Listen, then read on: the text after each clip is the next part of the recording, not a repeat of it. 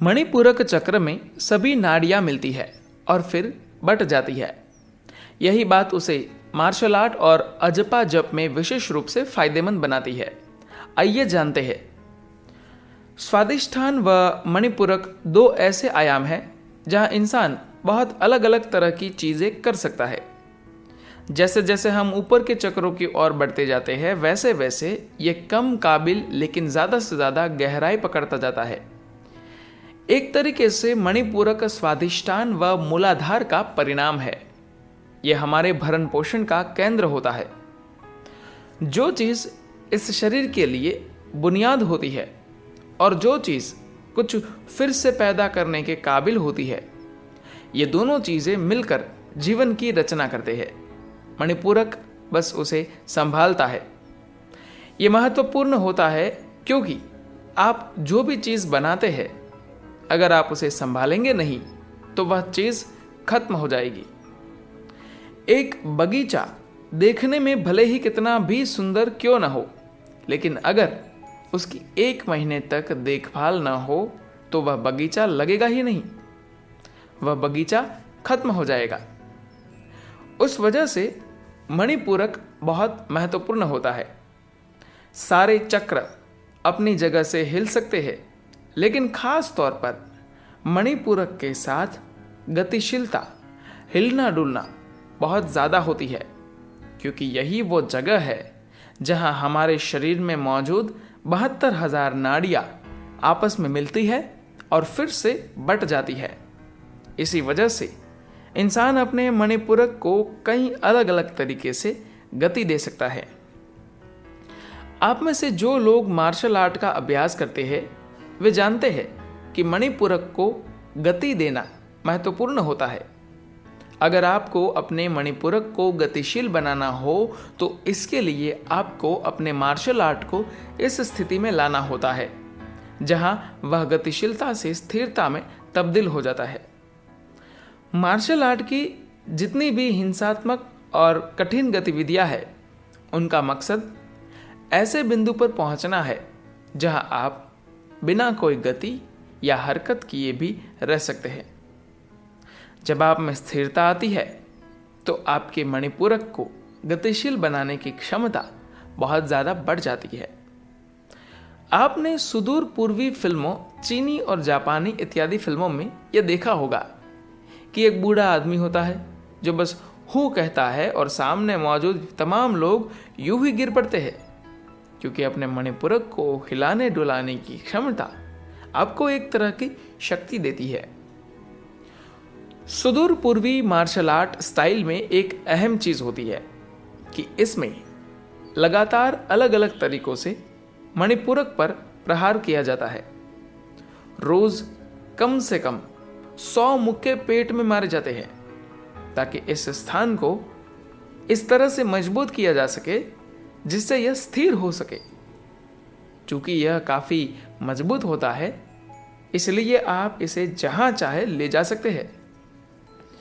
अगर आप अपना भरण पोषण केंद्र अपनी नाभि से दूर ले जाते हैं तो आप में कुछ खास तरह की क्षमताएं आ जाती है। जैसे आपकी आयु बढ़ जाती है, शरीर पर चोटों को सहने की क्षमता जबरदस्त रूप से बढ़ जाती है और यह आपको अपनी ऊर्जा को चलायमान करने की अद्भुत क्षमता देता है।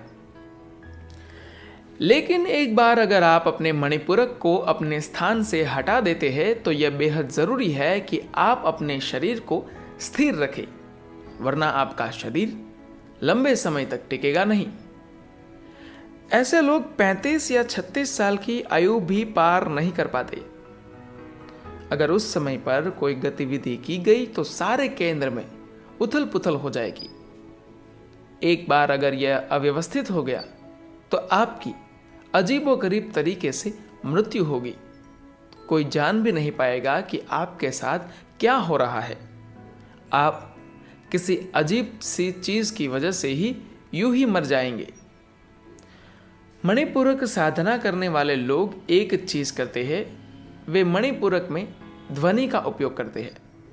हालांकि मार्शल आर्ट का अभ्यास करने वाले ऐसा नहीं करते, क्योंकि वे लोग शारीरिक कौशल के लिए मणिपूरक पर काम करते हैं, लेकिन आध्यात्मिक पथ पर चलने वाले लोग ध्वनि का प्रयोग करते हैं। अगर आप मणिपूरक के स्तर पर कोई ध्वनि लाते हैं तो यह ध्वनि यहाँ से पूरे शरीर में फैल जाती है और शरीर इस ध्वनि से गूंजने लगता है। मान लीजिए आप चाहते हैं कि शिव या शंभो की ध्वनि आपके सिस्टम का हिस्सा बन जाए, तो आप इन ध्वनियों के साथ मणिपूरक साधना करने लगते हैं, जिससे ये ध्वनियाँ आपके शरीर के हर हिस्से में फैल जाए और आपका सारा शरीर इस ध्वनि से गूंजने लगे।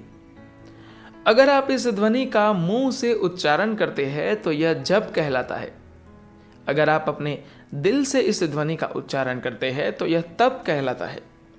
अगर आप इसे अपने मणिपूरक में उतार लेते हैं तो यह अजप कहलाती है। इसका मतलब है कि बिना जप किए ही यह ध्वनि आपके भीतर से निकल रही है।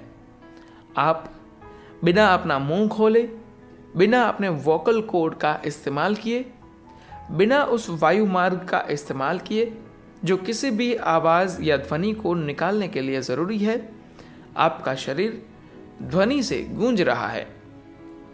ये 3 चक्र मूलाधार, स्वादिष्टान व मणिपूरक कई रूपों में शरीर के भौतिक आयाम का निर्माण करते हैं, जबकि अन्य 4 चक्रों की प्रकृति थोड़ी अलग है। ये तीनों सबसे ज़्यादा ज़रूरी व महत्वपूर्ण होते हैं। अगर कोई व्यक्ति चाहे अपनी भौतिक कुशलता चाहता हो या फिर मानसिक कुशलता, भावनात्मक या फिर ऊर्जा के स्तर पर कुशलता चाहता हो, अथवा इस धरती पर रहने की अपनी क्षमता बढ़ाना चाहता हो, तो इसके लिए वे तीनों सबसे महत्वपूर्ण आयाम है।